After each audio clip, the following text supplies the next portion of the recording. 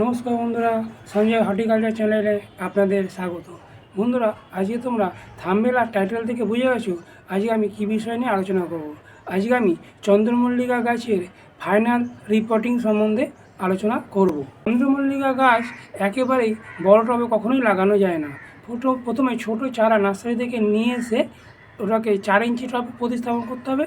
4 ইঞ্চি টবে প্রতিস্থাপন করার পরে তারপরে ওটাকে 6 ইঞ্চি বা 8 ইঞ্চি বা 10 ইঞ্চি টবে প্রতিস্থাপন করতে হয়। যদি তোমরা এইভাবে করতে পারো তাহলে গাছটা খুব সুন্দরভাবে ঝাঁকড়াভাবে বেড়ে উঠবে। আর আমার চন্দ্রমল্লিকা গাছের ফার্স্ট পটিং সম্বন্ধে যে ভিডিওটা দেওয়া আছে, যদি তোমরা চাও তাহলে তোমরা গিয়ে সেটা একবার দেখে আসতে পারো। এখানে 8 ইঞ্চি টব এবং 6 ইঞ্চি টব নির্বাচন করেছি, যেগুলোতে আমি গাছ বসাবো। তোমরা চাইলে 10 ইঞ্চি টবেতেও এই চন্দ্রমল্লিকা গাছটা বসাতে পারো। এই চন্দ্রমল্লিকা গাছগুলো এবার 6 ইঞ্চি বা 8 ইঞ্চি টবে প্রতিস্থাপন করব। চন্দ্রমল্লিকা গাছগুলো যে 4 ইঞ্চি টবে রাখা আছে, সেই গাছগুলোকে তোমরা এইভাবে টেনে তুলবে না। এই দুটো আঙুলটাকে এরকম করে ধরে এদিকে ধরে জাস্ট এরকম করবে, দেখবে এরকমভাবে উঠে আসছে। দেখো, চন্দ্রমল্লিকা গাছ বেশি জল একদমই পছন্দ করে না। ওই জন্য চন্দ্রমল্লিকা গাছটা টবেতে বসাবার আগে টবের ড্রেনেজ সিস্টেমটা খুব ভালো করে নিতে হবে, যাতে টবের মাটিতে জল দেওয়ার সাথে সাথে অবশিষ্ট জলটা টবের নিচ দিয়ে বেরিয়ে যায়। এরকম এই টবের এইখানে দেখছো, এই যেখানে একটা হোল আছে, এইখানে একটা হোল আছে। দেখো, এইখানে একটা হোলের এরকম একটা খোলামকুচি আমি দিয়ে দিলাম। আর এর দুপাশে দুটো হোল আছে। এই দুপাশে দুটো হোলেতে আমি দুটো খোলামকুচি দিয়ে দেবো। দিয়ে যে নুড়ি পাথর, মাটি চালার পর যে নুড়ি পাথরগুলো আছে সেগুলো আমি এখানে দিয়ে দেবো। এই ড্রেনেজ সিস্টেমটা যদি তোমাদের খুব ভালো করতে না পারো তাহলে গাছের বৃদ্ধি থমকে যাবে, গাছটা বাড়বে না এবং ফাঙ্গাসের আক্রমণ বেড়ে যাবে। ওই জন্যই তোমাদের ড্রেনেজ সিস্টেমটা খুব ভালো করতে হবে। এখানে আমি বালি দিচ্ছি, দেখো এই যে লাল বালি, মোটা যে বালি, সেই লাল বালিটা আমি ওখানে দিয়ে দিলাম। চন্দ্রমল্লিকা গাছের জন্য এই 6 ইঞ্চি টবের জন্য আমি নিয়েছি 1 ভাগ মাটি, 1 ভাগ লাল বালি। কোন বালিটা? যেটা বিল্ডিং করে সেই লাল বালিটা 1 ভাগ নিয়েছি কোকোপিট, আর 1 ভাগ ভার্মি কম্পোস্ট। আমার যেহেতু এটা টবের পুরনো মাটি, এই জন্য এই মাটির মধ্যে আমার বালিটা অলরেডি দেওয়া আছে, ওই জন্য মাটিটা অত ঝুরঝুরে। আর তোমাদের যদি নতুন মাটি হয় তাহলে তোমরা 1 ভাগ লাল বালি মিশিয়ে নেবে এর সাথে। আর তার সাথে নিয়েছি আমি এখানে, দেখো এটা হচ্ছে রক্তসার, ব্লাড মিল্ক। এটা নিচ্ছি আমি হাফ চামচ ব্লাড মিল্ক। এখানে নিয়েছি আমি হাফ চামচ SOP, সালফেট অফ পটাশ। এই যে এটা সালফেট অফ পটাশ, সাদার মতো দেখতে হয়। এটা নিয়েছি আমি হাফ চামচ। MOP যেটা, সেটা নয়। মিরট পটাশ, লাল পটাশ, সেটা ওটা নয়। এটা নিয়েছি আমি হাফ চামচ।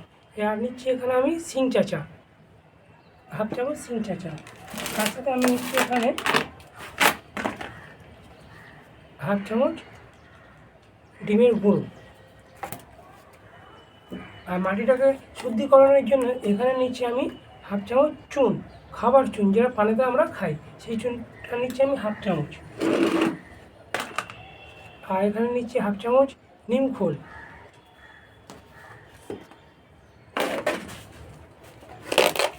আর নিচ্ছি এখানে আমি হাফ চামচ ম্যাগনেসিয়াম সালফেট।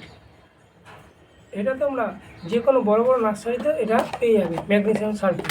বা ওষুধের দোকানে গিয়ে বলবে আমাকে ম্যাগনেসিয়াম সালফেট দাও বা অ্যাপসম সল্ট দাও, দিয়ে দেবে। তার সাথে নিচ্ছি আমি এখানে হাফ চামচ অনুখাদ্য, সি উইড মাইক্রোনিউট্রিয়েন্ট। এটা নিচ্ছি আমি হাফ চামচ। আর নিচ্ছি এখানে আমি হাফ চামচ সর্ষের খোল হাফ চামচ।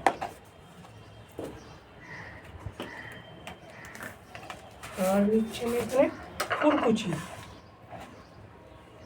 এ দেখো, খুরকুচি এরকম দেখতে হয়। এ দেখো, এটা নিচ্ছি আমি হাফ চামচ।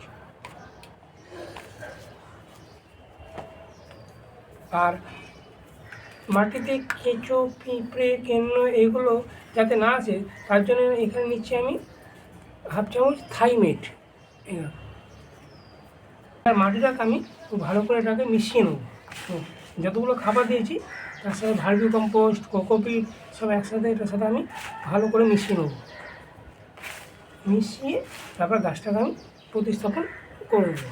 এবারে গাছটাকে আমি এই টবের মধ্যে মাটিটা দিয়ে প্রতিস্থাপন করে দেবো। এই আমাদের 4 ইঞ্চি হিসাবে যে গাছটা আমি প্রতিস্থাপন করেছিলাম ফার্স্ট পরে, সেটাকে আবার আমি ঠোকা দেবো দিয়ে এটা বেরিয়ে চলে আসবে। এবার এটাকে আমি এই টবের মধ্যে প্রতিস্থাপন করে দেবো।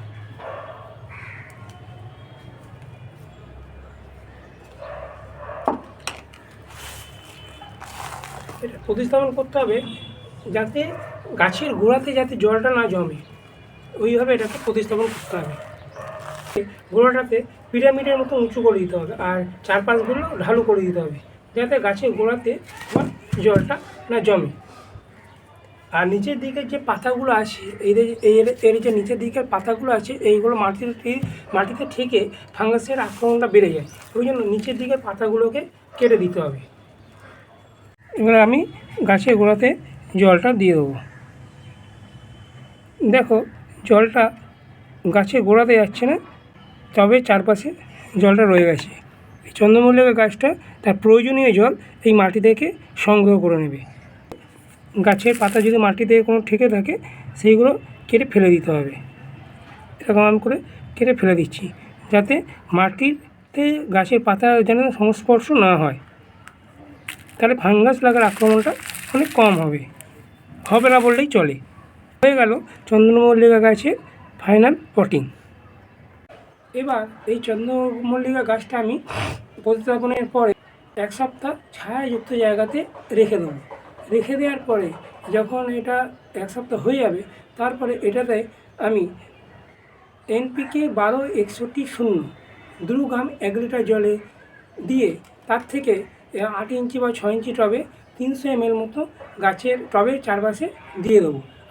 আর তোমাদের কাছে যদি NPK 12-61-0 না থাকে, তাহলে তোমরা 8 ইঞ্চি টবের জন্য 8টা DAPর দানা বা 6 ইঞ্চি টবের জন্য 6টা DAPর দানা সপ্তাহে 1 করে টবের ধার বরাবর দিয়ে দেবে, দিয়ে জল দিয়ে দেবে। আর মাসে তোমরা 2 বার খোল পচা জল পাতলা করে দিয়ে দেবে। খোল পচা জলটা হচ্ছে শীতকালীন সব গাছের জন্য সুপার ফুড। এটা দিলে গাছটা খুব তাড়াতাড়ি সহজে বৃদ্ধি পাবে, কারণ শীতকালের গাছের সময়সীমা হচ্ছে 2 থেকে 3 মাস। ওই জন্য সর্ষের খোলটা দিলে কী হবে, গাছের বৃদ্ধি খুব তাড়াতাড়ি হবে। আর চাপান সার হিসাবে মাসেতে তোমরা কী দেবে, মাসেতে তোমরা দেবে, আমি যেটা দিই গাছেতে দিয়ে ভালো উপকার পেয়েছি সেটাই তোমাদের আমি কাছে শেয়ার করছি। স্টেরামিল 5 ভাগ, সুপার ফসফেট 3 ভাগ ও সালফেট অফ পটাশ 1 ভাগ।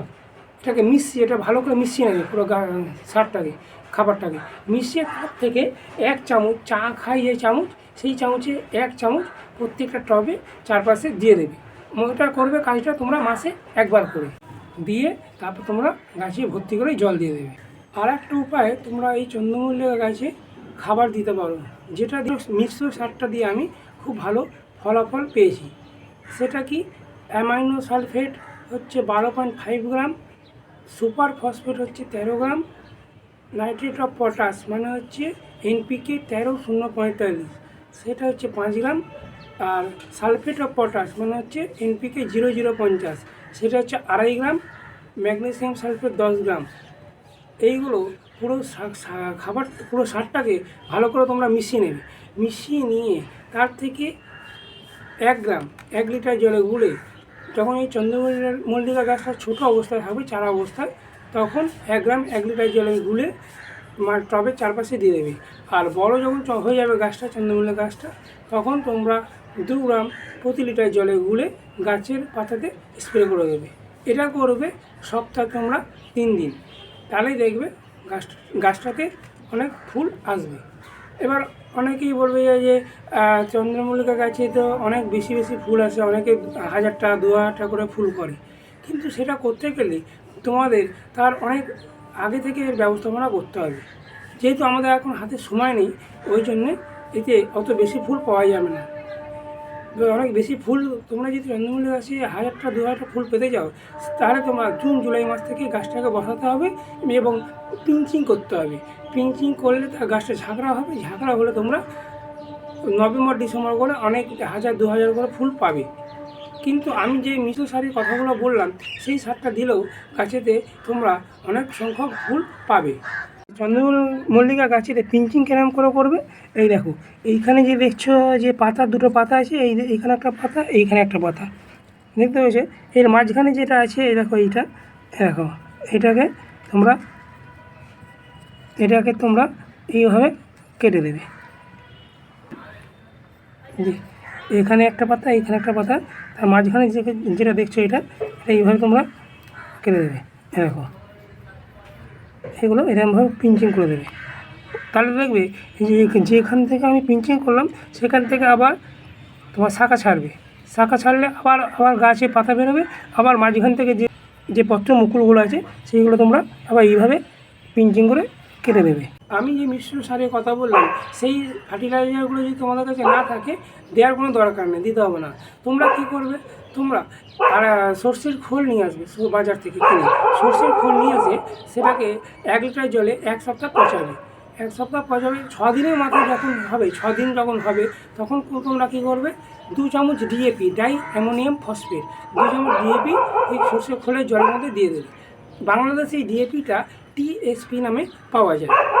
7 দিনের দিন যখন তোমরা জলটা তৈরি হয়ে যাবে, সেটা একটা লাঠি দিয়ে ভালো করে ক্লকওয়াইজ করে ভালো করে তোমরা ঘুরিয়ে নেবে। ঘুরিয়ে জলটাকে ভালো করে মিশিয়ে নিয়ে সেই জলটা 1 লিটার যে জলটা আছে সেই জলটা 10 লিটার জলের সাথে মেশাবে। মিশিয়ে তার থেকে 300 ml করে 6 ইঞ্চি এবং 8 ইঞ্চি টবে চারপাশে তোমরা দিয়ে দেবে। আর 10 ইঞ্চি বা 12 ইঞ্চি টবে তোমরা 500 ml করে দেবে। যখন এই ফুল পচে জলটা দেবে তার আগের দিন মাটিটাকে ভালো করে ভিজিয়ে নেবে, যেন মাটিটা মানে ভিজে ভাব থাকে। তারপরের দিনকে এই খাবারটা দেবে, খোল জলটা। আর খোল জলটা যেন চন্দ্রমল্লিকা গাছের পাতা, এই যে পাতা দেখছো, এই পাতাতে যেন না পড়ে, এই মাটির চারপাশে, টবের চারপাশে তোমরা দিয়ে দেবে। এই যে খাবারগুলো বললাম, এই খাবারগুলো যতক্ষণ না চন্দ্রমল্লিকা গাছে কুঁড়ি আসছে ততক্ষণ তোমাদের দিতে হবে। আর যখন কুঁড়ি এসে যাবে তখন এই নাইট্রোজেনযুক্ত খাবারগুলো দেওয়া বন্ধ করতে হবে। তখন কী দিতে হবে, তখন পটাশযুক্ত খাবার দিতে হবে। যেমন NPK 0050 বা NPK 05234 বা কলা খোসা, যে কলা আমরা খাই পাকা কলা, সেই কলা খোসার জল টবের চারপাশে দিতে হবে। এবং যখন চন্দ্রমল্লিকা গাছে তো কুঁড়ি এসে যাবে এবং ফুলগুলো ফুটতে আরম্ভ করবে, কিছু কিছু কুঁড়ি দেখবে আধ ফোটা অবস্থায় থাকে। এটা কিসের প্রবলেমের জন্য হয়? এটা হয় মাইক্রো নিউট্রিয়েন্ট বা অনুখাদ্যের জন্য। এটা গাছেতে মাসে 2 বার করে দিতে হবে। এই মাইক্রো নিউট্রিয়েন্টরা কী না, মাইক্রো নিউট্রিয়েন্টরা হচ্ছে নানা রকম খনিজ পদার্থ, যেমন iron, zinc, sulphate, potash, magnesium, নানা রকম খনিজ পদার্থ এই মাইক্রো নিউট্রিয়েন্টের মধ্যে থাকে। আমরা যেরকম ভাত খাওয়ার সময় সামান্য পরিমাণ নুন খাই এবং নুনটা দিলে খাবারের স্বাদটা অনেক বাড়ে, সেরকমই মাইক্রো নিউট্রিয়েন্টটা হচ্ছে গাছের সেরকম কাজ করে। সামান্য পরিমাণে এটা লাগে, এটা দিলে এরকম গাছে আশফলটা যে কুঁড়িগুলো আছে সেগুলো আর হবে না, সেগুলো ঠিক হয়ে যাবে। এটা হলো চন্দ্রমল্লিকা গাছের খাবারের ব্যবস্থাপনা। চন্দ্রমল্লিকা গাছে কিছু ফাঙ্গাসের আক্রমণ হয়, যার জন্য এই পাতার নিচের দিকে যে পাতাগুলো আছে, এই নিচের দিকে পাতাগুলো এইগুলো ব্রাউন হয়ে যায়, শুকনো হয়ে যায় এবং পাতাতে কালো কালো স্পট দেখা যায়। এইগুলো ঠিক করার উপায় কি? এইগুলোকে ঠিক করতে গেলে যে ফাঙ্গিসাইড স্প্রে করতে হবে। যেমন M45 আছে, ব্রাইটক্স আছে, ব্লু কপার আছে, সাপ পাউডার আছে, ব্যাবিস্টন আছে। এইগুলো 2 গ্রাম 1 লিটার জলে গুলে মাসে 2 বার করে স্প্রে করতে হবে।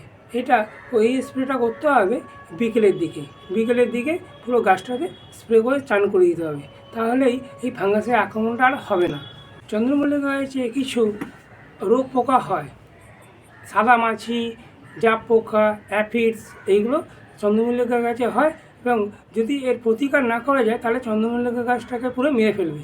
এই জন্য মাসে 2 বার করে কনফিডার, কাকা, থিটা এই সব ফার্টিলাইজারগুলো মাসে 2 বার করে স্প্রে করতে হবে।